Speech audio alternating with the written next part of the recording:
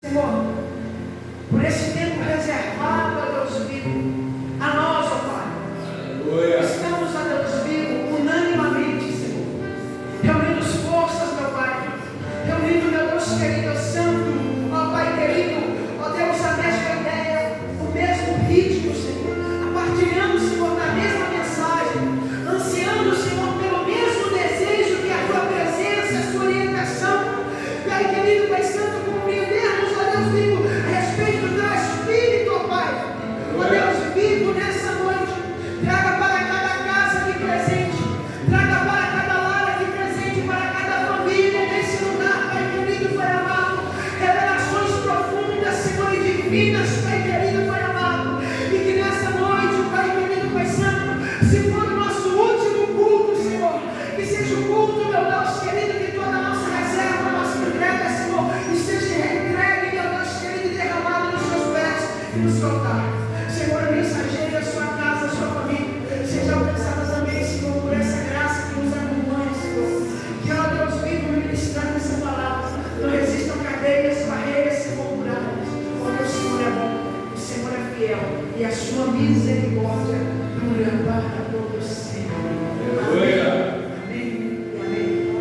Amado, seja muito bem-vindo, meu irmão. É um prazer ter você aqui. Fique à vontade, esse microfone que está reservado para você. O Senhor Deus te use poderosamente. Amém. Boa noite, povo de Deus. Boa noite. Graça e paz do nosso Deus e da minha também. Gente, se não for pedir demais, vocês poderiam chegar um pouquinho mais para frente, por favor. Aleluia, Deus.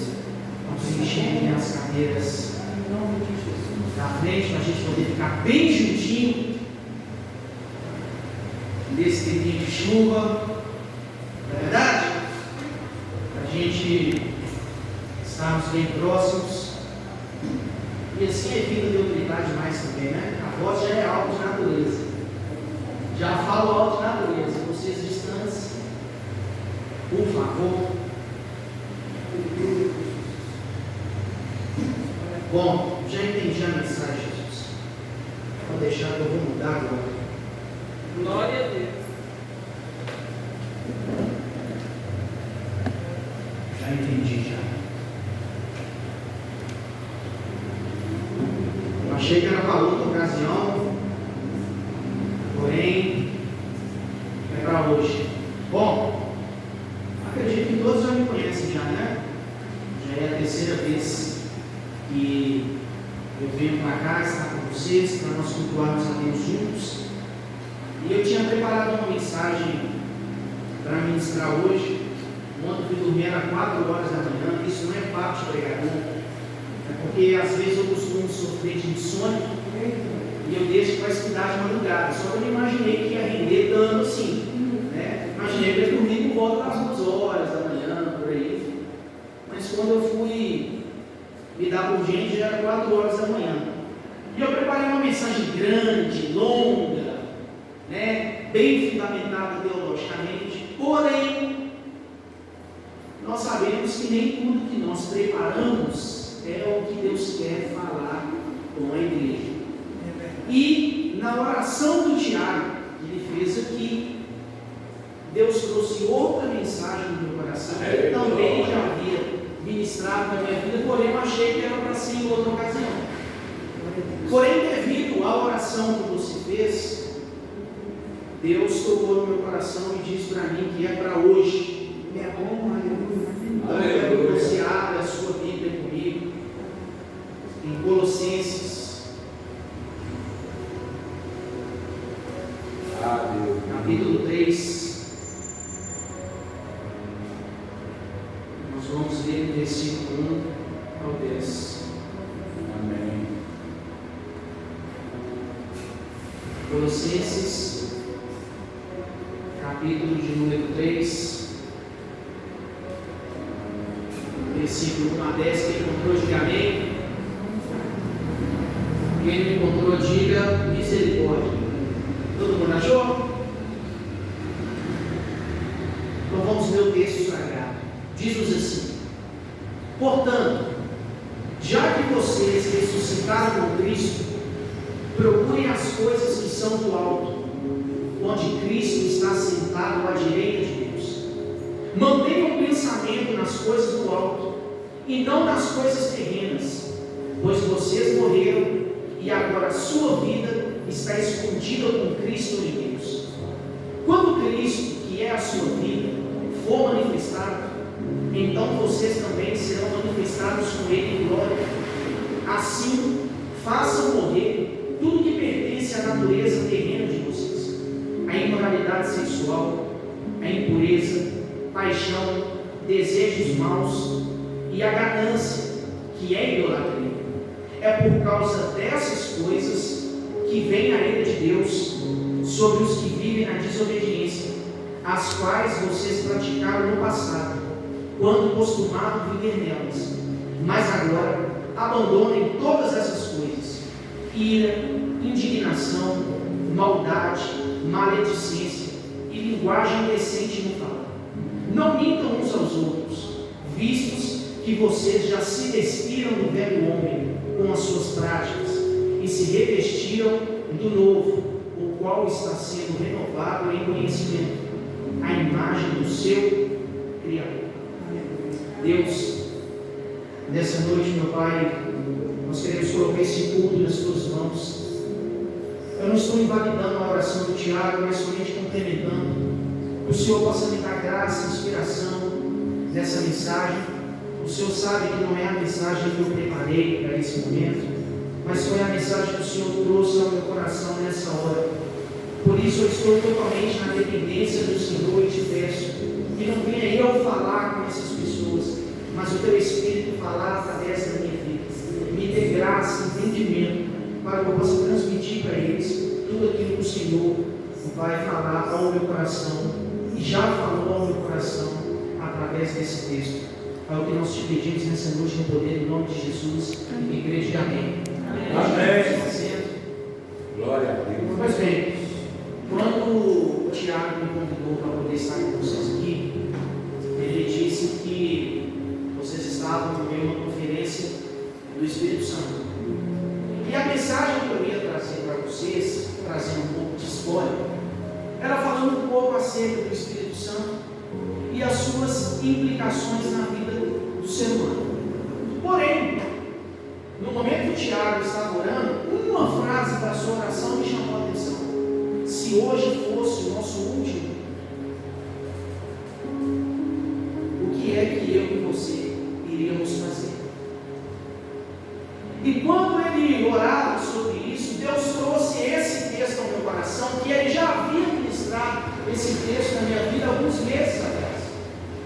Eu tenho um canal no YouTube, eu cheguei a gravar um vídeo de 30 minutos contendo esse texto, porém, depois que eu falei até falar, eu vi que o áudio não estava gravando, aí ficou só as imagens. Aí o que eu pensei, não é para esse momento. Aleluia. Então vai chegar a ocasião que eu vou ministrar essa mensagem. Quando eu estava vindo para cá, ela veio no meu coração de novo, porém já tinha preparado outra mensagem. Falei assim, talvez é coisa na minha cabeça, mas no momento que o Tiago estava orando aqui, Deus falou: não, é essa mesmo, é essa que você vai ministrar. E hoje eu não quero falar acerca da vida teórica que o Espírito Santo produz em nós, mas sim da vida prática, sobre os efeitos de ter o Espírito Santo na minha e na sua vida. E o texto, como nós lemos, é Colossenses capítulo 3, do versículo 1 ao 10. Mas para nós entendermos o porquê Paulo escreve isso, é necessário nós compreendermos um pouco do contexto dessa igreja. Essa carta ela foi escrita por volta do ano 60 a 62 depois de Cristo, pelo apóstolo Paulo, num período que Paulo estava preso em Roma, a sua primeira prisão, a qual ele estava em Roma. E é interessante que essa igreja de Colossos, ela não foi fundada pelo apóstolo Paulo. Diferente das outras igrejas a qual ele endereça algumas cartas, essa igreja ela não foi fundada por ele. Essa igreja ela foi fundada por um homem chamado, quer ver o nome dele? O nome dele é meio difícil, de Epáfras. provavelmente ele ouviu o Evangelho, foi até essa região, e ali ele fundou essa igreja. Quando Paulo recebe a visita desse irmão, esse irmão relata para ele alguns acontecimentos que estavam ocorrendo naquela região, naquela igreja específica. E Paulo, através do seu conhecimento, Paulo, através de toda a vivência que ele tinha no cristianismo, ele se sente na obrigação de escrever uma carta para auxiliar os cristãos da igreja de Colossos. Amém? Amém. No capítulo 1 de Colossenses, vocês vão ver que Paulo se apresenta como um escritor da carta juntamente com Timóteo. Então Timóteo também auxiliou no desenvolvimento dessa carta. Não sei se foi opinando, não sei se foi ensinando, ou foi simplesmente escrevendo para Paulo, não sei. Mas Timóteo estava presente no momento que essa carta foi escrita. E como de costume, boa parte das cartas do apóstolo Paulo era sempre para combater algum ensino errado que estava acontecendo nas igrejas. Porque naquela época, não muito diferente da nossa, sempre permeava falsos ensinos nas pequenas comunidades. E boa parte desses falsos ensinos, eles eram ensinados por judeus. Porque os judeus tinham uma dificuldade muito grande de entender que Cristo era o cumprimento da lei. Que o que valia para o cristianismo não era mais a lei de Moisés, mas sim os ensinos de Cristo. Os judeus, eles tinham essa dificuldade. Então, volta e meia, os judeus, eles queriam misturar o cristianismo com o judaísmo. Só que se você olhar grosso modo, vocês vão ver que o Antigo Testamento é muito diferente do Novo. Ele é muito diferente. Porque a metodologia de Deus trabalhar no Antigo Testamento é uma. A metodologia de Deus trabalhar no Novo Testamento é outra. No Antigo Testamento, Deus trabalhava através de leis estabelecidas. No Novo Testamento, Deus trabalha através da graça, através do favor imerecido. Então aqui já fica uma dica para vocês. Cuidado para vocês não transformarem o Antigo Testamento em uma lei para a igreja. Porque o Antigo Testamento ele foi escrito para os judeus. Então o Antigo Testamento ele é como se fosse a legislação de Israel e o cumprimento dessa legislação ao decorrer de anos. Então o Antigo Testamento ele foi escrito para os judeus dentro de um contexto diferente, com metodologias diferentes da igreja. Amado, mas se foi escrito nessas condições que você está apresentando, por que ele está na nossa Bíblia? Para nós entendermos desde o início o plano de Deus, as profecias acerca de Jesus, para nós entendermos todo o cenário preparado por Deus para a vida do seu filho, que se cumpre no novo. Amém, amém, gente? Mania de professor. Daqui a pouco você pensa no microfone e começa a fazer perguntas. Estou tentando separar a pregação de sala de aula. Então, a gente precisa compreender essas coisas. Eu vejo por aí algumas igrejas com as pessoas de quipar na cabeça, quipar é aquele chapeuzinho que o judeu usa, tocando chofar, fazendo uma série de coisas, e eu fico meio pensando, mas isso é igreja ou isso é judeu? Né? Existe essa diferença. E a principal delas é que os judeus eles não reconhecem Jesus como filho de Deus. Eles não reconhecem Cristo como Deus. Então não dá para confundir uma coisa com a outra. Mas, no período que essa igreja estava estabelecida, que essa igreja estava caminhando, tinham pessoas no meio dela levantando questões do judaísmo e trazendo um fardo pesado sobre a vida dos cristãos de Colossos. E Paulo escreve essa carta para mostrar para eles a supremacia e a soberania de Cristo mediante a lei. Paulo escreve essa carta para mostrar para eles que Jesus está acima da lei, que eles não eram mais guiados pela lei, que eles não eram mais guiados pelos costumes antigos do judaísmo. Lógico que isso vale para judeus que se converteram ao cristianismo, tá? Paulo escreve para eles dizendo para eles: gente, vocês não vivem mais dentro dos preceitos judaicos, vocês vivem hoje pelo Espírito, vocês vivem hoje pela obra produzida através do Espírito Santo na vida de vocês. Então vocês precisam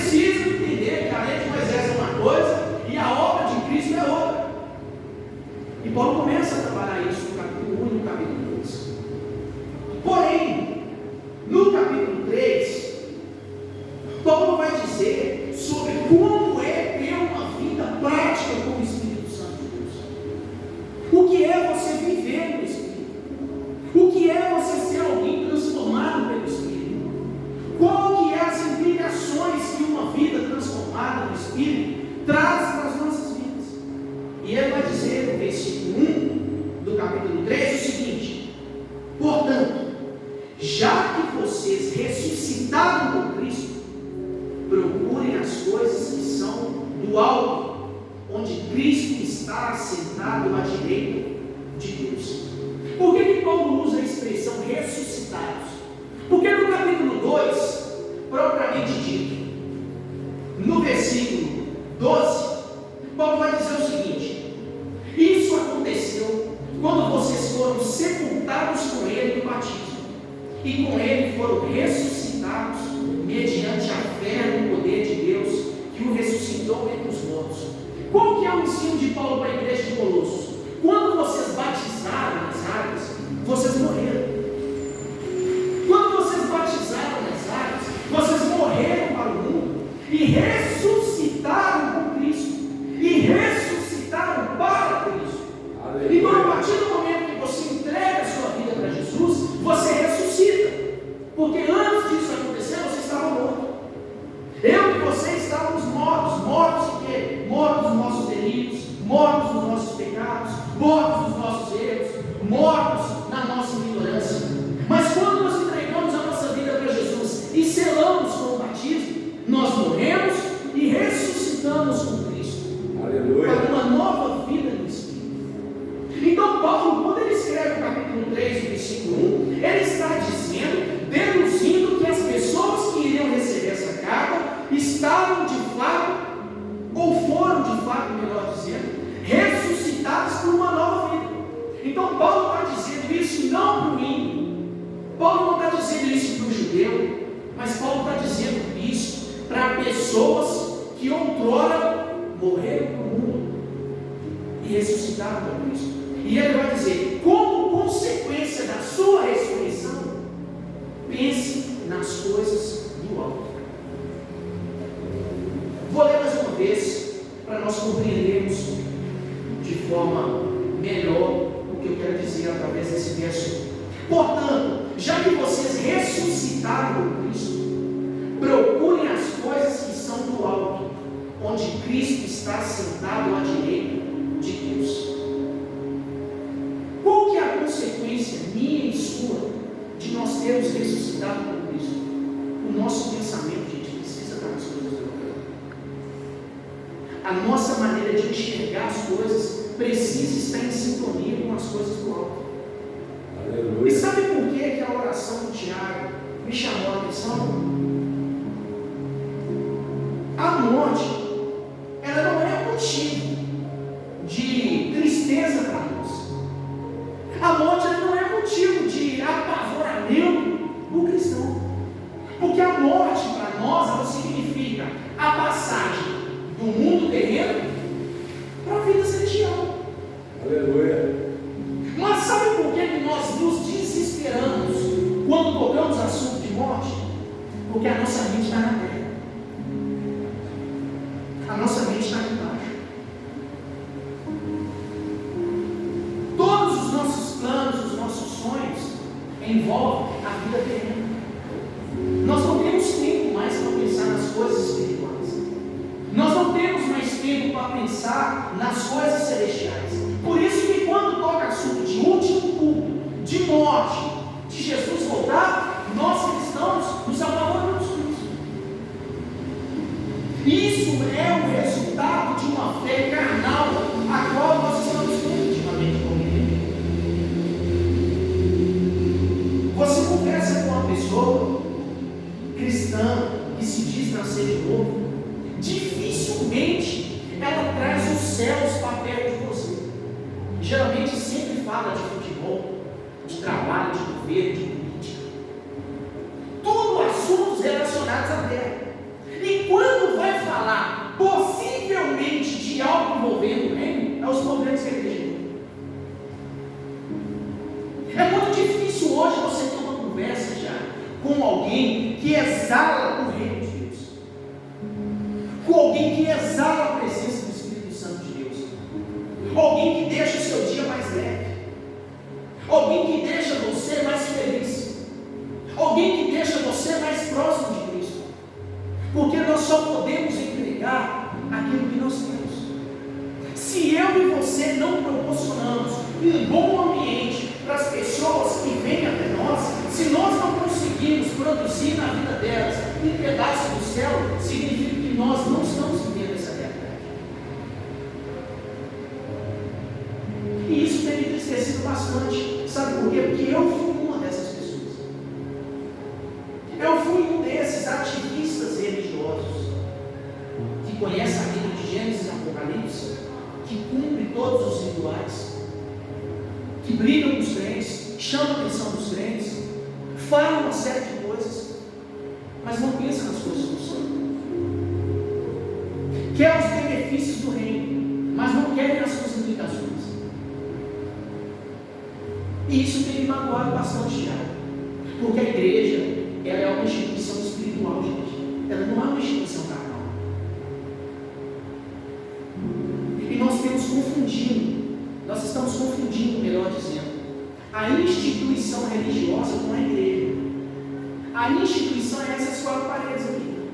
É o prédio, é a água, a luz, o aluguel, as cadeiras, a tribuna, o microfone, a luz, a água. Isso é instituição. Mas a igreja, o organismo, é eu e você. A palavra igreja, no seu sentido original, é eclesia ou eclésia, que traduzido para o português de forma direta, chamados para fora. Mas não para fora para ficar perambulando por aí, mas chamados para fora para viver em comunidade. E o que é feito dentro dessas comunidades?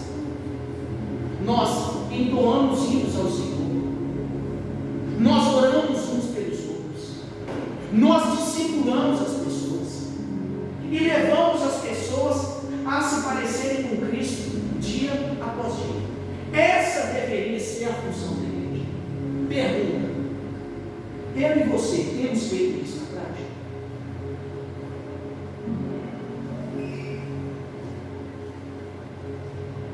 Nós temos sido igreja. Nós não conseguimos ser igreja. Qual que foi a última vez que você discipulou alguém? Tem gente que nem sabe o que é discipular, cara. Aí nós pegamos um culto de domingo. Tudo bem, a chuva atrapalha muita coisa. Mas se você olhar os espaços vazios que estão do seu lado, provavelmente é alguém que você conhece que está. E eu vou fazer mais uma pergunta. Se eu não te falasse o que eu vou falar agora, será que você pensaria no que você vai pensar agora, após eu te falar? Deixa eu simplificar. Quando você sair daqui, será que você vai ter a iniciativa de procurar saber por que aquela pessoa que você sabe que deveria estar aqui não está? Ou será que você só vai fazer isso que eu estou falando? Porque isso não é mais do nosso interesse, gente. Nós pensamos o seguinte: a porta da igreja está aberta, a pessoa vem se ela quiser. Se ela não quiser, ela não vem. Mas a gente não procura saber o porquê dessa pessoa não vir. Tem gente querendo que crente visite a igreja, mas a pessoa já até morreu. Só que a pessoa não sabe que ela faleceu. Sabe por quê? Porque não se preocupa de. Pessoas que estão na igreja há 30 anos e não sabem nada acerca de Deus, nada acerca do Espírito Santo. Não é porque a igreja não tem um seminário teológico, não é porque a igreja não tem curso, não, é porque a igreja não tem discipulado. Porque o discipulado não precisa de você ser professor, não precisa de você ser teólogo, não precisa de você ser formado em teologia, precisa de você ser um crente cheio do Espírito Santo e conhecer o básico das Escrituras. Mas a gente não faz isso. Sabe por que a gente não faz? Porque o nosso pensamento não está nas coisas do mundo. Nós não vivemos uma vida no Espírito. Nós queremos os benefícios que o Espírito nos dá, mas nós não queremos viver uma vida inteiramente a Ele. A igreja se tornou muito materialista. Tudo é dinheiro, tudo é carro, gente brigando por causa de carro, brigando por causa de consagração, brigando por causa de oferta. Isso não é resultado de alguém que pensa nas coisas do alto. Isso não é resultado minha e na sua vida. Isso é obra da carne. E Deus, Ele tem me chamado para esse tempo, e não somente a mim, mas se essa mensagem está sendo compartilhada com vocês, Deus também tem trago isso ao coração de vocês. É hora de nós vivermos uma vida no Espírito e pensar nas coisas do alto.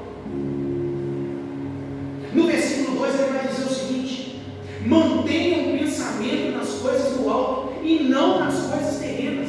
Versículo 3: pois vocês morreram e agora a sua vida está escondida com Cristo em Deus. As suas ambições aqui embaixo, elas morreram, meu irmão. Os seus sonhos carnais, eles precisam morrer. Eu não estou dizendo que você não precisa trabalhar, que você não precisa adquirir sua casa, que você não tem que casar, ou que nada do tipo. Você não tem que criar seus filhos. Não estou dizendo isso. Mas isso não é sonho, isso é obrigação. Todo mundo tem que ter uma casa, todo mundo tem que casar. Não é verdade? A não ser que a pessoa é eunuco. Eunuco é quem não casa, tá, gente? Mas se é heterossexual, ele vai casar. Não pode ficar no pecado, ele tem que casar. Isso não é um sonho, isso é obrigação. Só que nós estamos transformando a nossa obrigação em sonhos. E esses sonhos têm trago uma missão, a ponto de nós negligenciarmos as coisas do Espírito para dar vazão às coisas da carne. Se tiver que ofertar R$100 na vida do seu irmão e colocar gasolina, o que você faz?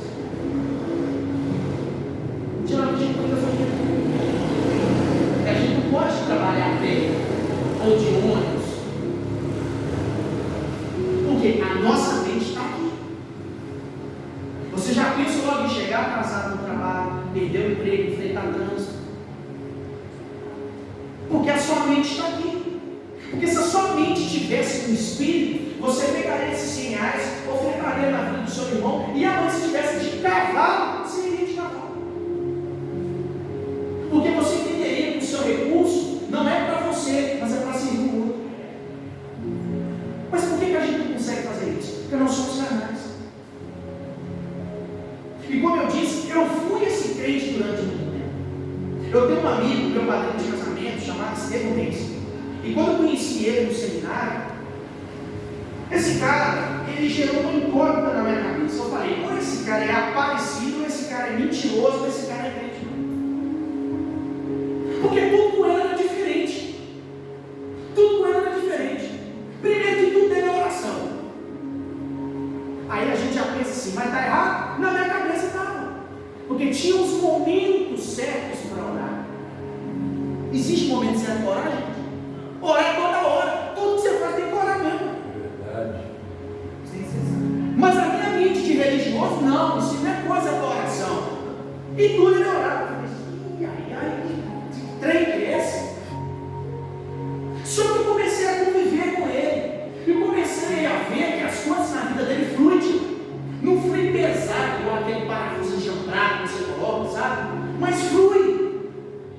As coisas caminham de forma leve. Eu falei, meu Deus do céu, como assim? Será que nesses anos de cristianismo, nem crente eu não sou? É possível. E comecei a conviver mais perto dele. Um cara com um coração gigante, já, que muitas das vezes faz loucura para abençoar a vida das pessoas. Esse cara deu um carro para os outros na vez.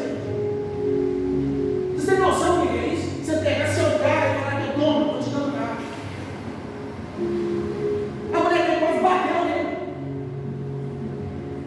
Mas sabe o que aconteceu? Um ano depois ele deu um zero. Um cara com um coração gigante. E eu comecei a conviver com ele até eu ter chegado à conclusão. Na verdade, eu sou um crente carnal. Quem está certo é ele. Ele é o crente espiritual que essas escrituras dizem. E eu era o carnal, que tinha tempo nas coisas. Não, isso não é coisa de oração, não, irmão. Isso aqui é coisa de gogó. Gente, gogó não convence ninguém a nada, não.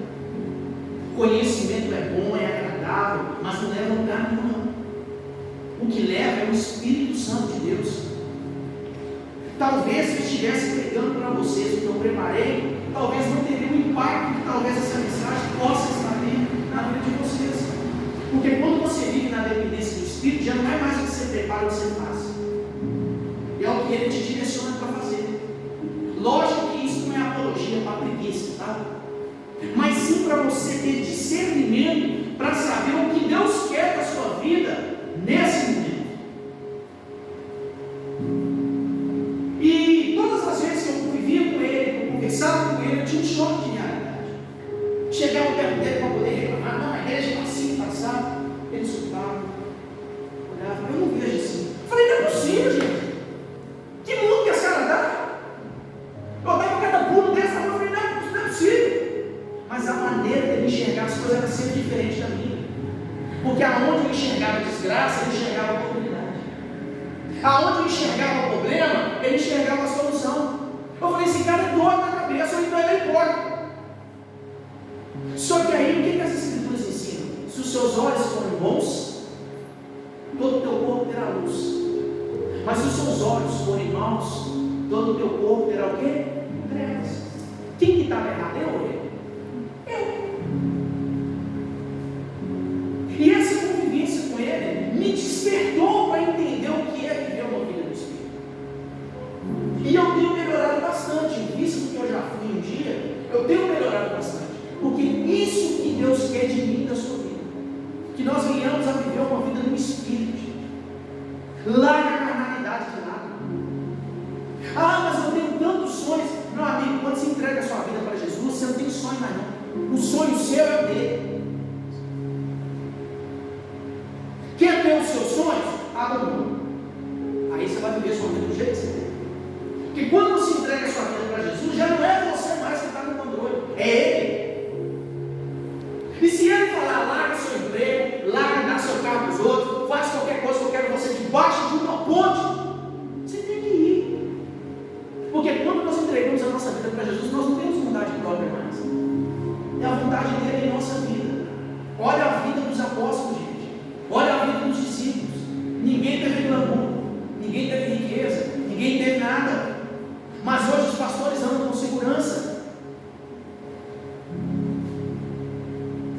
Com carros de 400 mil reais e às vezes a ovelha passando necessidade na igreja. Não estou falando que eu sou contra a prosperidade dos pastores e nem dos membros da igreja. Se Deus está prosperando, amém. Mas essa prosperidade está vindo em cima de quê?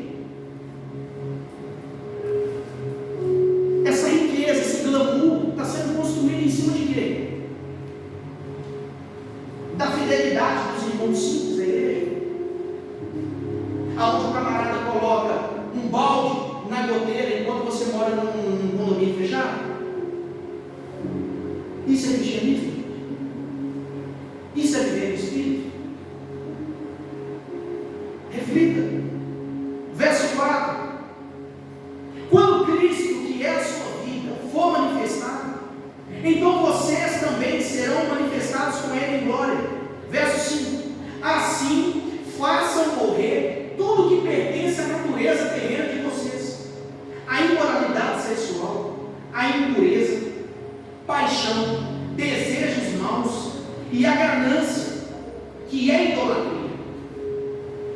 Observe que tudo que Paulo está listando aqui é o que permeia a vida da igreja hoje. A igreja nunca teve tão envolvida em imoralidade sexual do jeito que está ultimamente. Todo dia você fica sabendo que o pastor traiu a mulher, que o pastor vai com outro, molestou criança, fez isso, todos os dias. Nós não estamos falando de mim, não, Tiago, nós estamos falando de gente da igreja. E aí a gente pergunta: ou a obra de Cristo foi falha, ou esse camarada não ressuscitou, ele continua morto.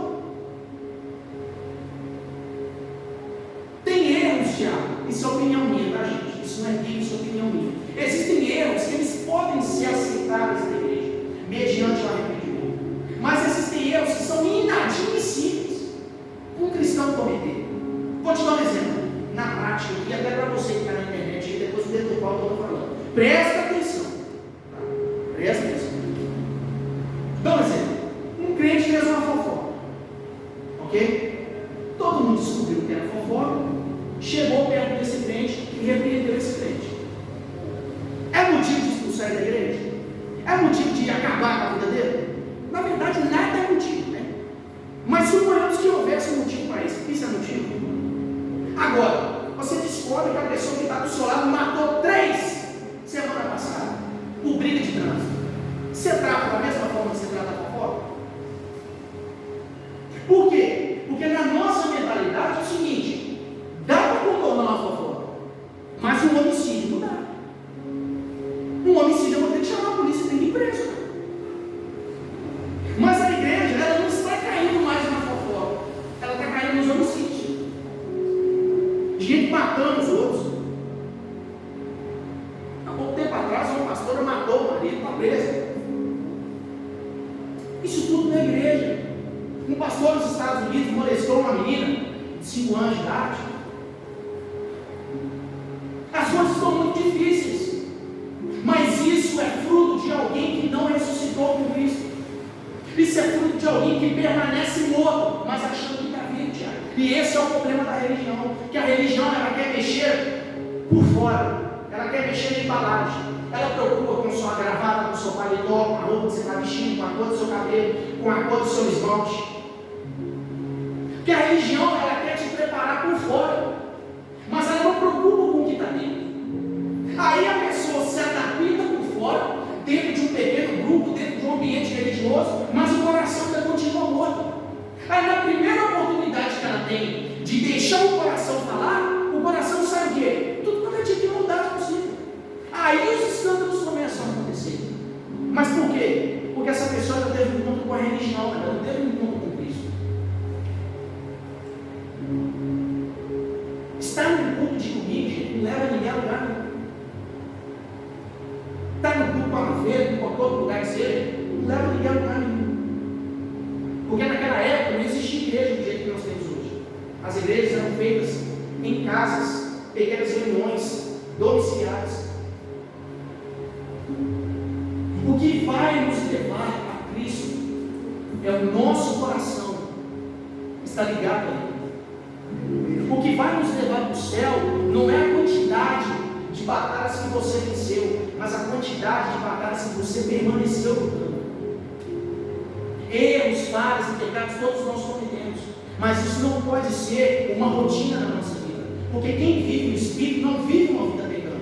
Ele comete pecados, mas ele não vive uma vida pecando. Porque quem vive uma vida pecando é obra da carne.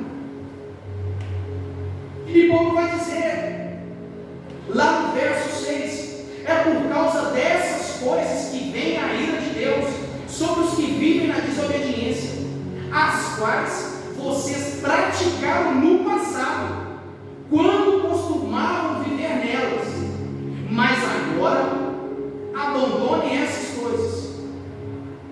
Paulo está dizendo, a imoralidade sexual, a ganância, isso é obra do passado.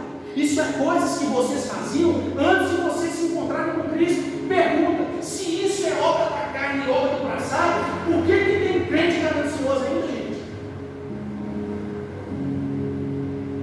Se isso é obra da carne, Tiago, por que tem gente muquirana ainda? Que não abençoa a vida de ninguém com nada. Tudo o cara é vendido. O cara não dá nada de graça para ninguém. Ainda fala assim, eu lutei, matei, fulano vai ter que lutar também. Que é isso, cara? Se Deus fosse pensar assim, eu sofri demais, vocês vão ter que sofrer também. E aí, será que você ia aguentar a crucificação? Que é isso, gente? A gente precisa refletir isso. As nossas ações, elas nos indicam que nós nascemos de novo, ou as nossas ações, os nossos comportamentos nos indicam que nós ainda estamos mortos. No verso 8, ele vai listar mais uma série de coisas que nós temos que abandonar, porque não faz mais parte de alguém que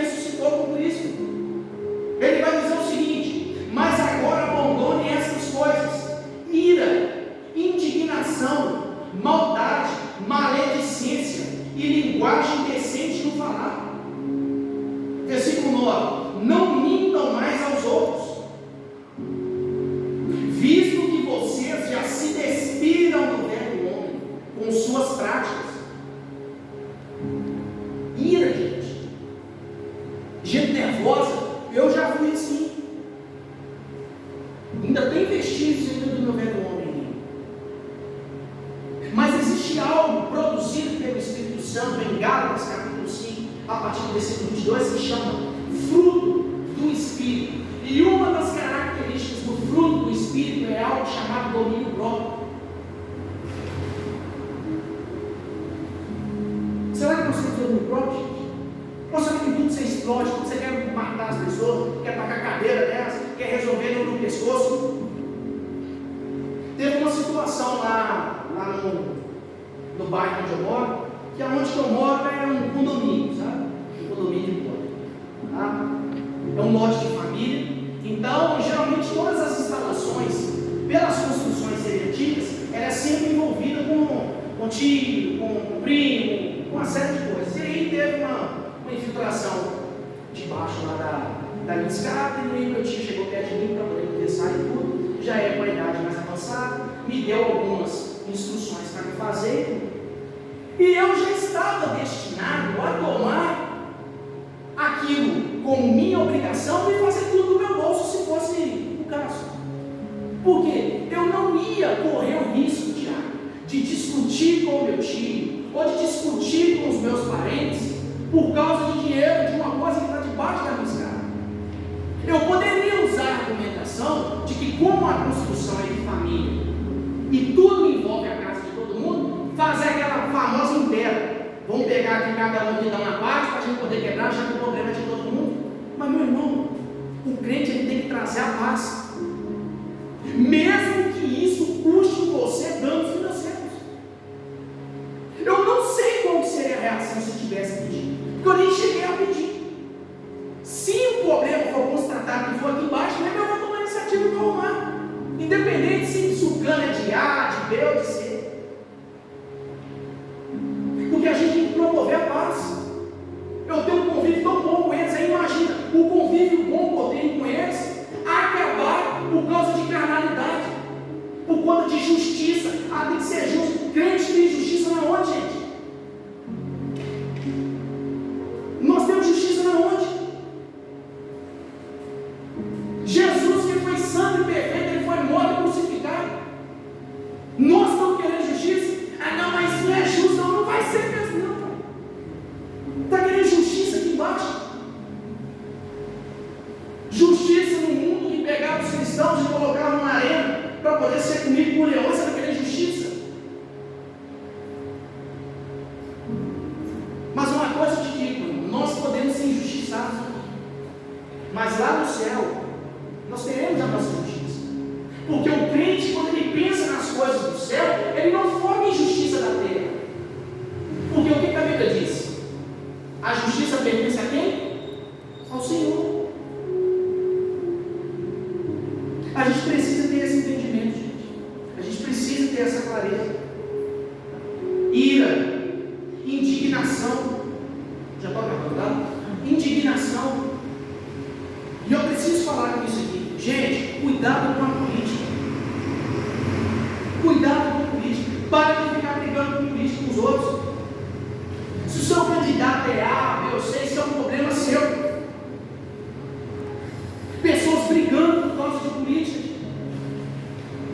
Vocês têm que colocar uma coisa na cabeça de vocês, que político só aparece na época de eleição. Boa parte deles, não quero generalizar. Mas eu não sei se eu generalizasse, eu estaria cometendo algum erro, não sei. Mas por via das dúvidas eu prefiro não generalizar, porque eu ainda quero acreditar que existem pessoas sérias envolvidas na política. Mas gente brigando com as pessoas por causa de posição política. Se o crente tem uma opção política muito diferente do que ele deveria ter, de duas, ou ele é muito carnal, a ponto de não discernir as intenções por trás daquele candidato, ou é um crente que ele não é discipulado.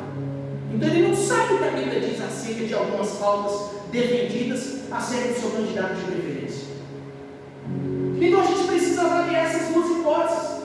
Mas os crentes, por falta de sabedoria dada pelo Espírito Santo, querem ficar brigando uns com os outros por causa de política. Igreja não é lugar para brigar por causa de política.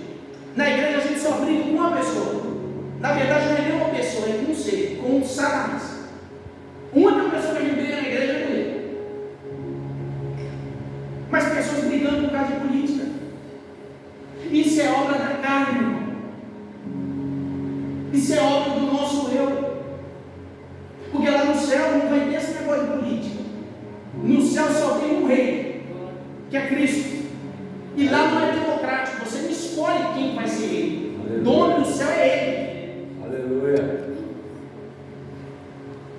nós, com a nossa mentalidade terrena, nós ficamos brigando.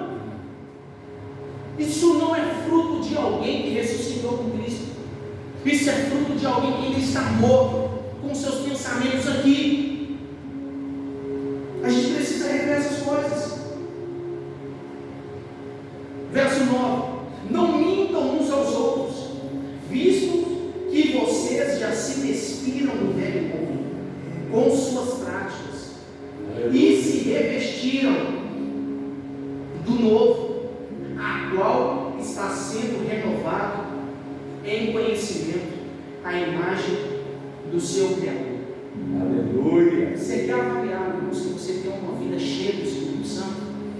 Observe se você pratica uma dessas coisas que está escrito. Se você é alguém que você tem vivido constantemente na prática, que está escrito aqui, que Paulo condena, isso é um indício de que você ainda continua. Isso é um indício que você teve um encontro com a religião. Você ainda não se encontrou com Cristo. Porque aqueles que se encontram com Cristo, vamos lá em Gálatas, capítulo 5, e eu encerro a partir do versículo 22.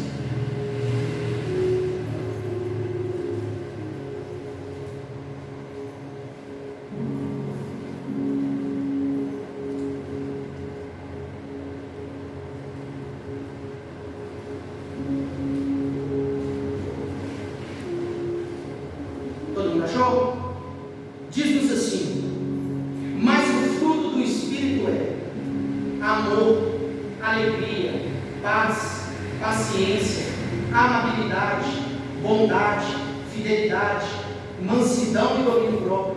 Contra essas coisas não há lei. Os que pertencem a Cristo Jesus crucificaram a carne com as suas paixões e os seus desejos. Se vivemos pelo Espírito, andemos também pelo Espírito. O amor, ele é contrário à ira. A longanimidade, ela é contrária à dissensão, à calúnia, à difamação. Sabe por quê, Thiago? Eu finalizo aqui.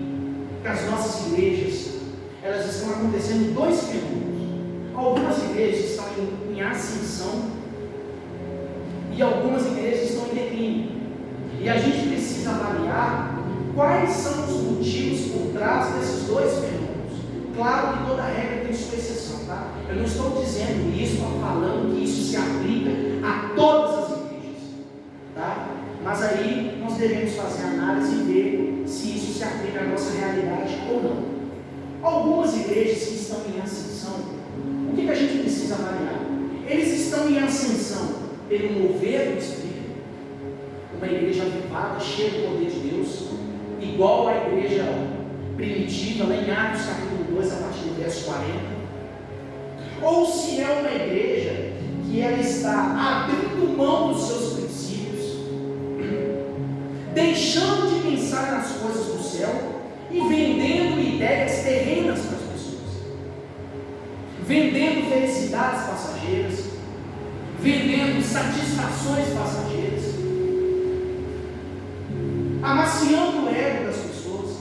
Então a gente precisa avaliar se essas igrejas que estão em ascensão, se elas estão em ascensão pelo Espírito, ou por estarem burlando a obra redentora de Cristo na vida dos crentes. Porque gente que não quer mudar de vida, eles vão optar por esses ambientes. E pastores que não querem ter um compromisso com a palavra, eles vão optar por vender essas ideias.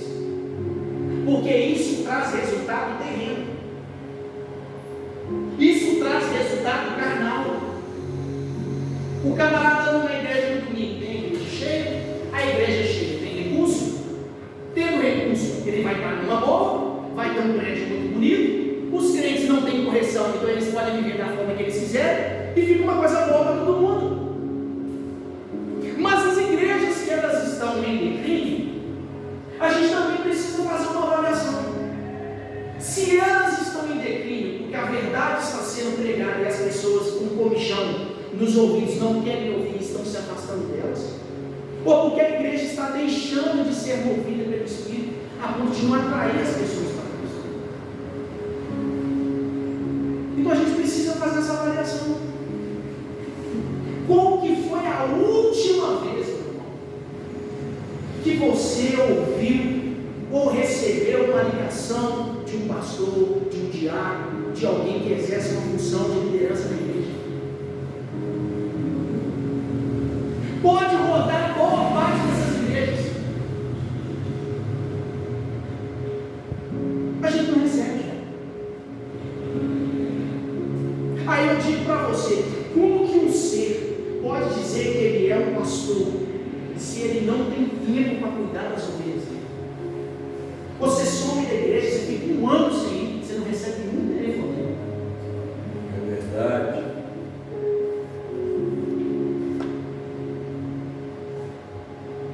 E depois a gente fala que a gente está cheio do Espírito. Jesus diz em João 10 que o bom pastor, ele dá vida pelas suas ovelhas. Se uma ovelha sair do aprisco, ele deixa as 99 e vai atrás dessa que se perdeu. Mas os pastores não querem pastorear. Você me chamar de ministerial. Isso não é revelação, não. Tá? Pode ficar tranquilo. Isso é eu que estou te falando para você. Você tem chamado pastoral.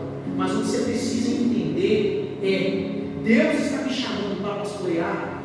Se for para pastorear, avalie seu coração, para você não ter a motivação errada. Porque pastor de título está ó. Nós não temos pastores de prática, de cuidar, de discipular. Gente ostentando com dinheiro da igreja está cheio. O que nós não temos é pessoas para cuidar de vidas, para cuidar de almas. Para pregar em grandes eventos, está cheio.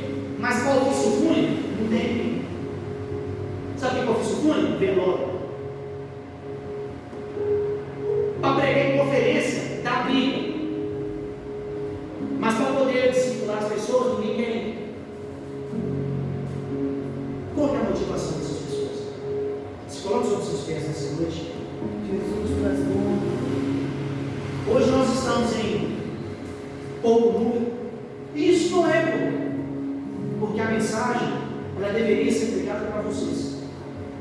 Mas agora diz eu, não o Senhor. É um pedido meu, como Marco. Eu, Senhor. Reflita na vida de vocês hoje.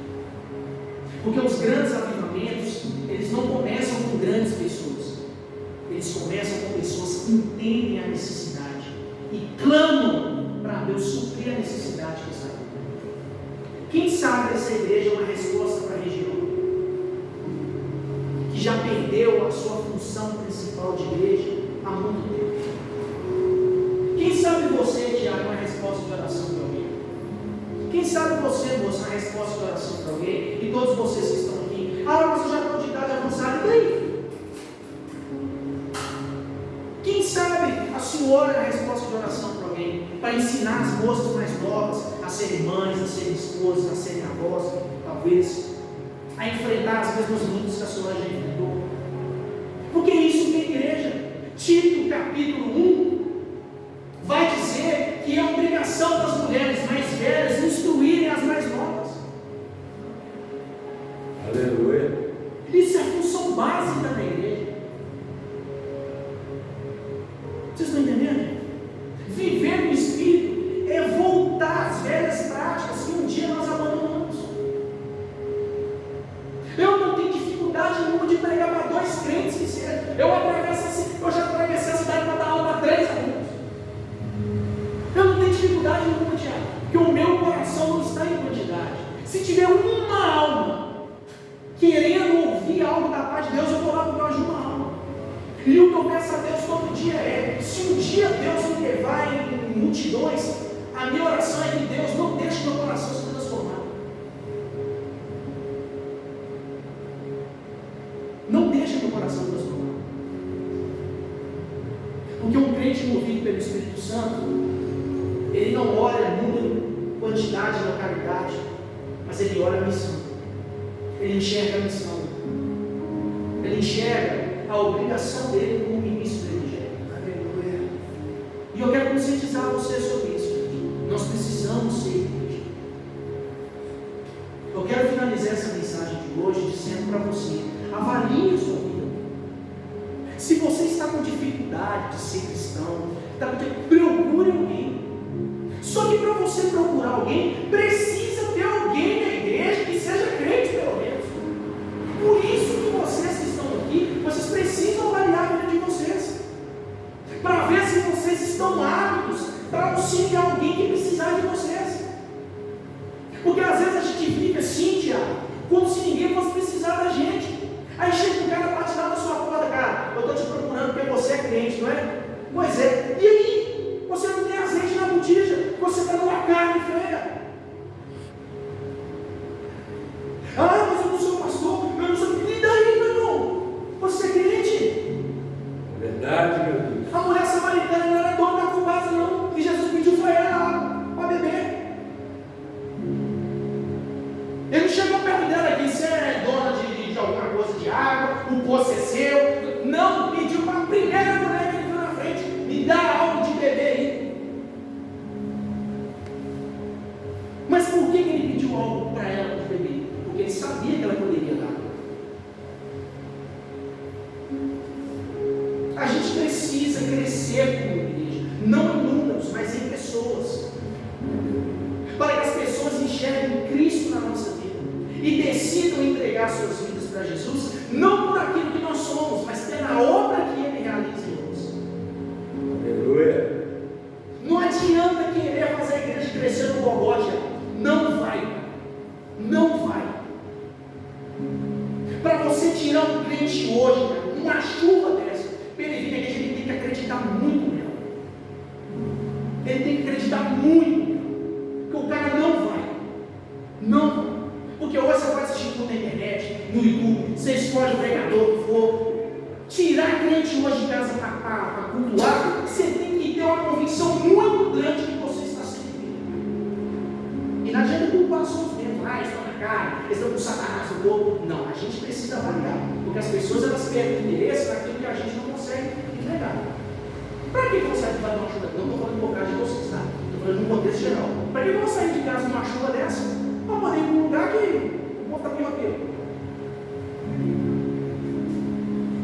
Entende? Por isso nós precisamos de ter uma vida cristã. E esse é o convite de Jesus nessa noite para mim e para você. Amém? Feche seus olhos nesse momento, vamos orar. Deus, sim, nessa noite, meu Pai, nós estamos aqui reunidos na Tua presença. Pai, é uma mensagem dura, pesada. Eu fui, meu Deus, muito advertido nessa mensagem.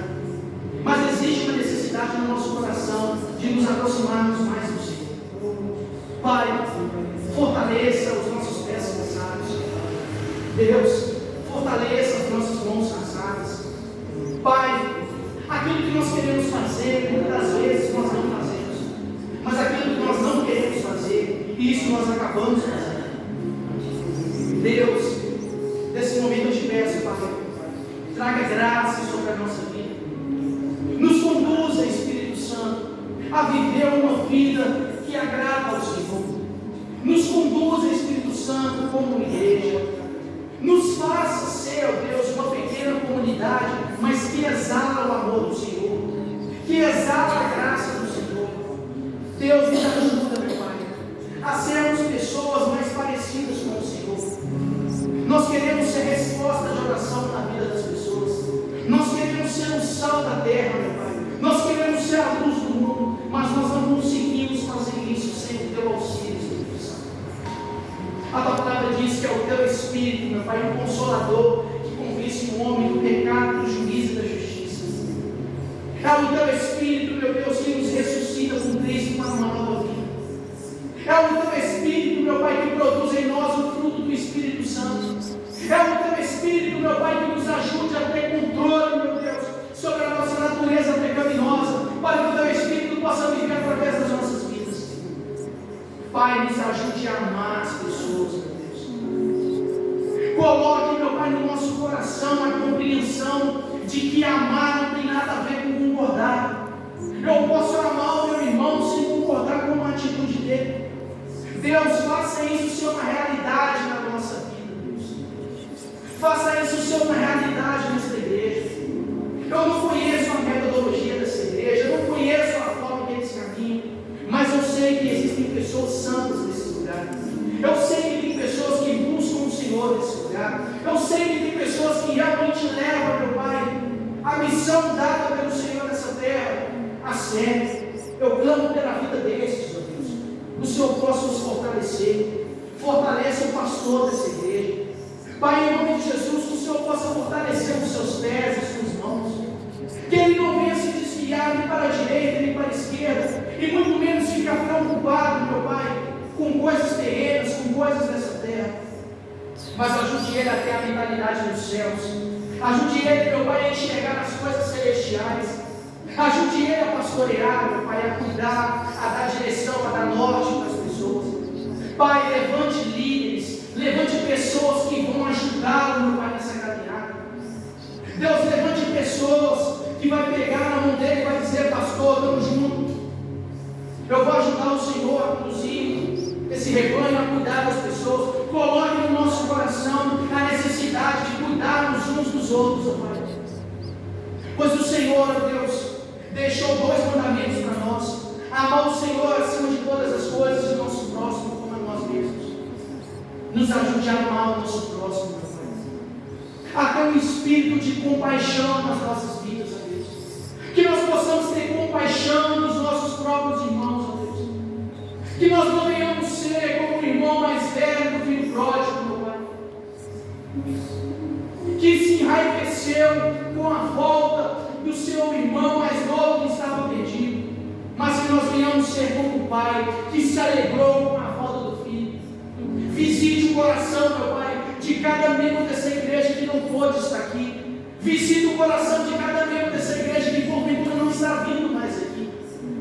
Deus, traga, meu Pai, direção para a vida dessa pessoa. Se foi algum problema, meu Pai, que ela teve aqui dentro com alguém, traga clareza, meu Pai. Traga sabedoria para que esse problema possa ser resolvido. Não podemos aceitar no nosso meio contenda, brigas, confusões, mas nos dê um coração genuíno, meu Pai, onde nós possamos resolver todas as pequenas dissensões que houver no nosso meio, para que o Teu Espírito possa reinar, meu Pai, na nossa vida. Deus, toma conta da minha igreja, Senhor. Toma conta dos meus pastores.